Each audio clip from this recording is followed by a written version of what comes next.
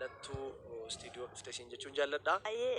Garatti fi lattu kanattiin affeertanii na waamuu keessaniif gooftaan guddaa sana eebbisu. Ani maqaan koo Jigaayoo Fiqaaduun jedhama. Kanaan alatti ana waamaa galoo kan amma jiraatu magaalaa Naqamtee dhaha namoonni baay'een na beeku. Miidiyaa irratti yeroo baay'ee sagaleen kee deddeemaa akka ture na yaadadha naa gala namoonni hundumtuu si beeku. Mee seenaa dhaloota kee irraa kaastee itti muudhaaf irraa seenaa kee mee gabaabsiitii itti mijjibuun eenyudha? Seenaa dhaloota kee nutti himi. Seenaan koo baay'ee dheerata gabaabsee yoo isinitti hime ani mucaa baadiyyaatti dhalatteedha. Mucaa dhalattee achumatti gara mana barumsaa elementarii kutaa tokko hanga saddeetitti baradhee gana ana waamaa hagaloo dhufe waamaa hagaloo irraa utuun baradhee hojii dhabee gara magaalaa kiiloo utuutaa jiru hojii talalakii argadhee achumarraa ka'ee jijjiirraan gaafadhee amma gara magaalaa Naqamteen jira. Hojiirra jirtaa jechuudha. Mee maal hojjechaa turtee fi maal hojjechaa akka jirtullee iddoo hojii kee maal hojjechaa akka jirtu mee dhaggeeffattoota keenyaa fi xinnoo isheetu irraa haasofte. Amma kanan hojjechaa jiru siivil sarvisiidha. Namni qaama guutuu qabaatee iyyuu hojjetee yeroo akkasiitti qaamuma guutuu qabaatee hojjetee hojii argachuu dhiisuu danda'a. Siin garuu Waaqayyo umurii kanatti si gargaare sa'aatii kana siif laateera. Akkamimmee gaggabaabsinee haasa'uudhaa fi yeroo darbe waan tokko si gaafataa turani miidiyaa irratti waan tokko gaafatamaa turte.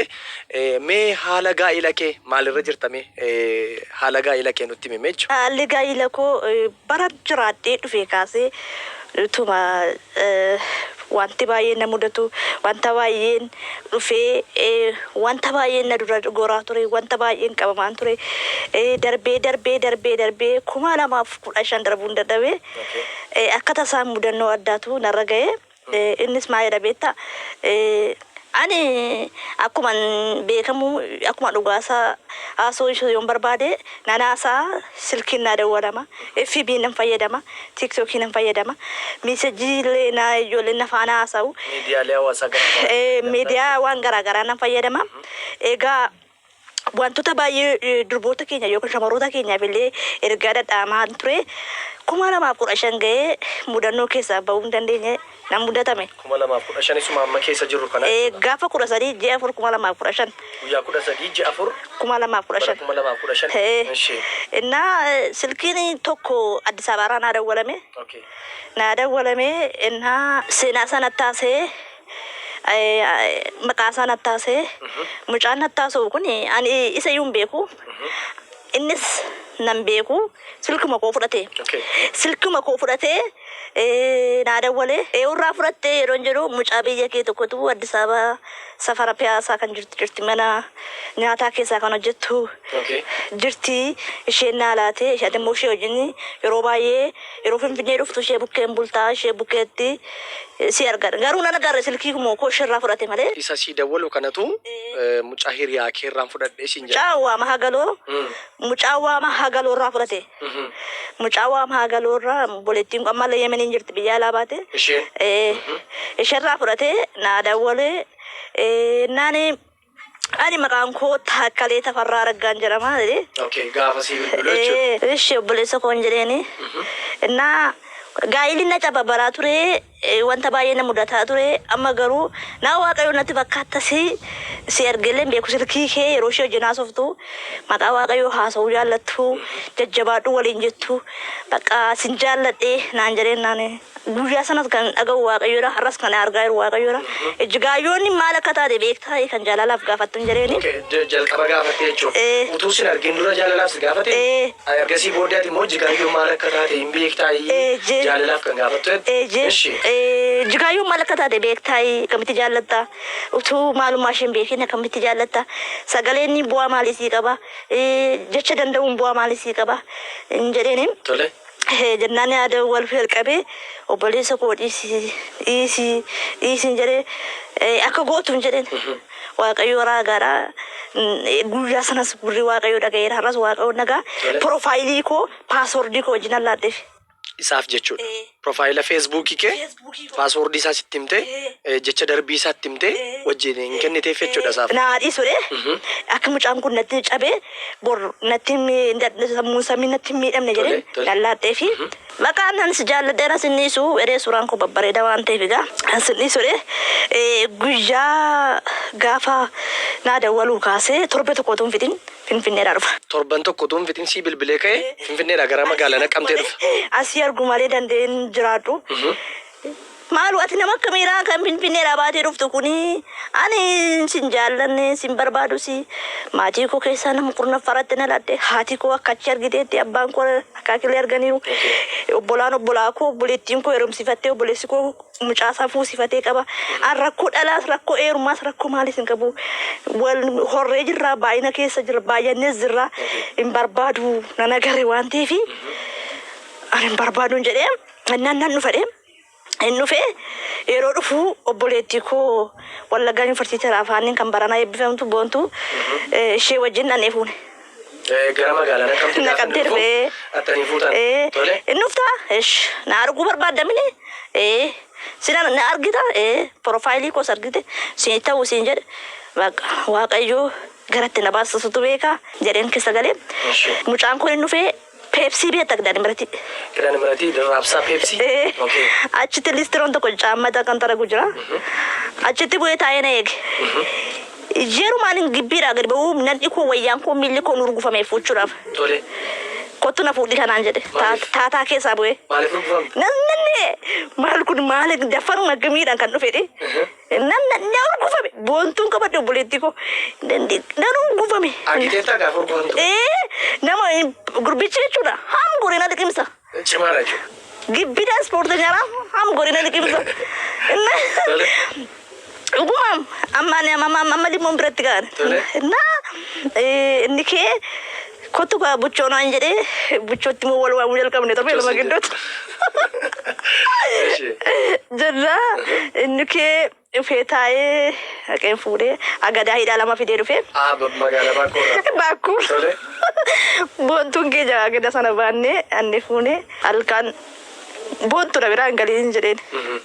Na biraan gali malee kan na soraadha qaltee na baddii yoo kuni jedhe. Namicha shakkite. Tole. Qaltee na baddii kuni na biraan galiin naan is bakka. Yoo bultee bulii yoo galtees galiireen. Jennaan galte mucaan teenyee haasofne hin kakate akkasin jaalladha. Amma manatti fuutee galte. Erga manatti fuutee galtee booddee seenaa jireenya keetti himtee. Marii jaalalaatti kaane. Marii jaalalaatti kaane. Marii jaalalaatti kaane akka miidhagaa kunuugaa wal faana nyaanne irraa mana koos dhufteetta kunuugaa manni kooka kanaa kiraayeen kooka kanaa lafa kanaa dhangalaa nyaatteetta gaa dhugdeetta gaa jigaayyuun kana gaa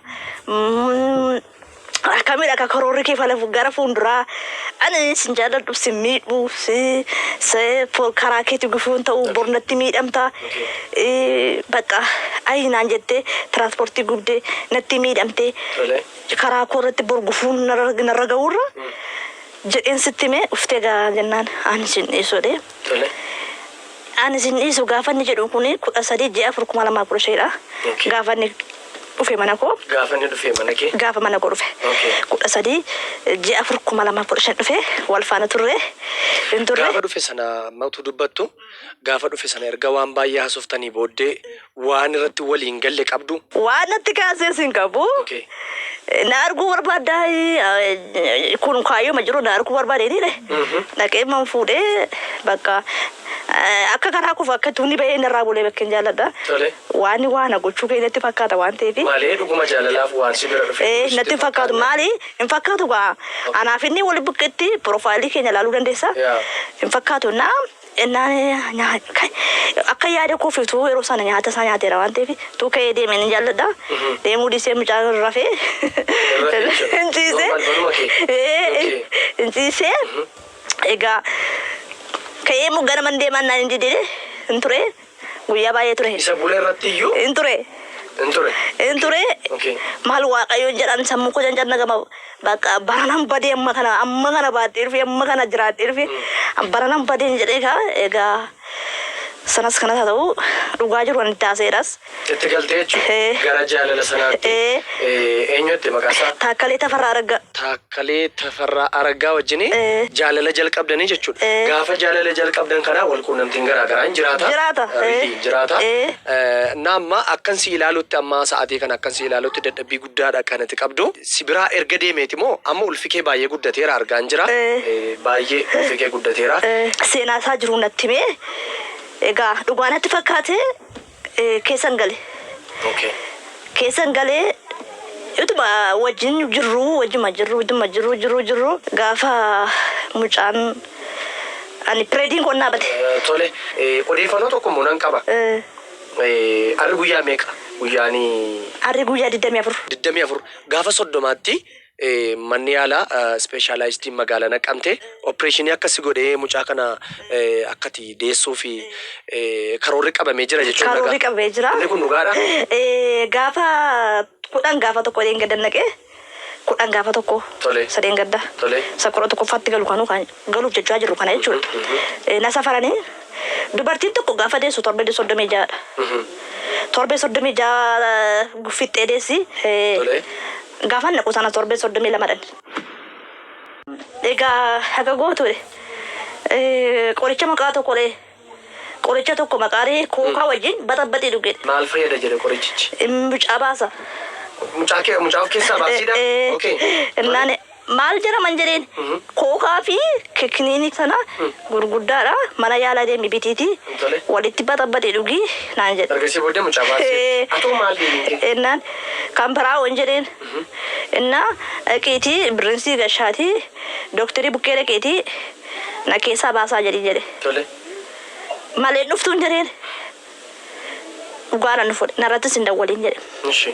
Jennaan ani garuu jedheen sirrattis hin dawwaluun jedheen sin barbaadus hin jedheen mucaa kana naa laate taanaan waaqayyo warra hojjaa dheeraan dhowwataa warra deemanii lafa riyaa isaanii gaa meeqa dhabee waldaa raraaraa bataa jigaayoo keessa inni kana pireedii dhaabee inni kana keessa kaa'ee lubbuu koo baasuun miti maqaa itti naa dhoofsisuufidha hin baasuun jedheen. Hin baasuutti kanarratti wal dhabdanii. Jennaan waan tokko walii galate hin baasta taanaan arrayyuu si bu'uuraan jira. Baastu naan jetta taanaan immoo hin dhufuudha. Okay.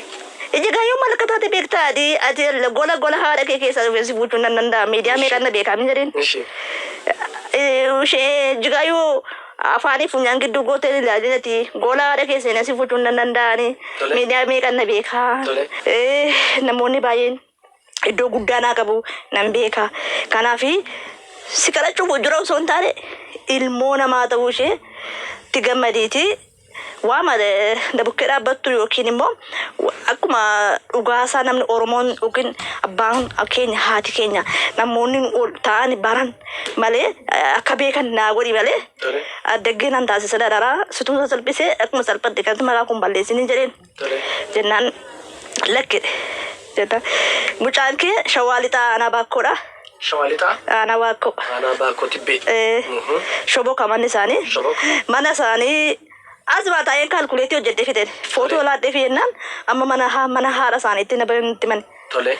Abbaan sukunoo dhukee jira. Abbaa faatii wal fuudhanii isa achitti barannatti fide mucaan hin beeku. Tole. Isaan achitti wal fuudhanii gargar ba'anii jiru. Abbaan dhukee jira. Haati baakkoo jiru. Shoboka jiraata. Manni isaanii waldamuun wangeelii bukkee naan jedhe. Tole. Singeessaan nam dhiisin hin geessin. Kana hordofuu sin naqu. Garuu saala mucaa kanaa asirra saawundiidhaan ka'een dura adda baasaa jireen. Asirra saawundiidhaan gaafa kaatu. Dura adda baasu malee mucaa kanaan barbaaduun jedheen. Tole. Dhuguma. Doktoroonni gaafa sanatti kolfan ijoolleen hospitaala guddaa keessa hojjetanii baay'ee tiktok irratti sababa hin beekamuufi si arguu keenyatti baay'ee gammanna naan jedhan. Si arguu keenyatti sababa fuula miidiyaa garaa irratti si beekanii fi si arguu keenyatti gammanna. Guddaa gammanna. Ani immoo saka kanatti dhiphatee dhagayyuu hin beeku si arguu keenyatti guddaa gammanna. Hin deessa. Kan lafa fookutu yuu deessi waa'ee da'umsaa miti amma itumaan ittiin beekamin keessa galee waan ta'eef isatu sammuu koo na miidheen jedhanii jennaan duruma saala ishee addanaa baasaa isin jedheen. Okay, dhiiraa fi dubara ta'uu ishee garaa koo keessa jirtu addanaa baasaa. Durba taanaan murtii du'aa irratti fuudhan mootummaa waaqannaa malee jedheen. Addanaa baasaa jedhee gaafa sana gaajjaa shan galuufidha. adana basa birrii ko buukii irraa baafadheen kuma lama narka jira. Bakka doktorri haasofsii badheen ittuma cabsaa dhagaan. Maaliif waaqa'uun baasuu fedhe durba taanaan nan baasaadha. Maaliif kunuun narratti yoo kana ta'e kan duwwaa na baasaa jedhee obboleetti koo hojjettu waayuu tokko kan baay'ee jaalladhu mucaa giddaa ayyaana warqee gammadaa nama jedhamtu hospitaala nageessite. Nageessite gaafa hospitaala nageessitu sana doktor Dirribaan na laalanii ciisidhanii na ciibsanii maalidhaan jedhan ani garriifni isa natara saawundi sana marra oofan sana reefu maal gooftaa yesus maal lakee baasuu hin jedhan hangaan ani beeku waan tokko na doktor Dirribaan faan waan akka bishaanii garaara na oofu indi laanatti maal waaqayyo hin jedha gurri koo duruma saala fiimalee dhagaa kan jedhu. Fiimalee dhagahuun barbaade. Meetii malee. Dhiira malee. Duruman jedhe gaa. Na isaanoo sama galmee maqaa faayila korratti qabachaa deemu mucaan kee nagaadha sirriitti jira fayyaadha waan tokko rakkoon hin jiru jechaa deemu dhumarratti waa'ee nagaa waa'ee maaloo ishee miti gamman gadan barbaadu.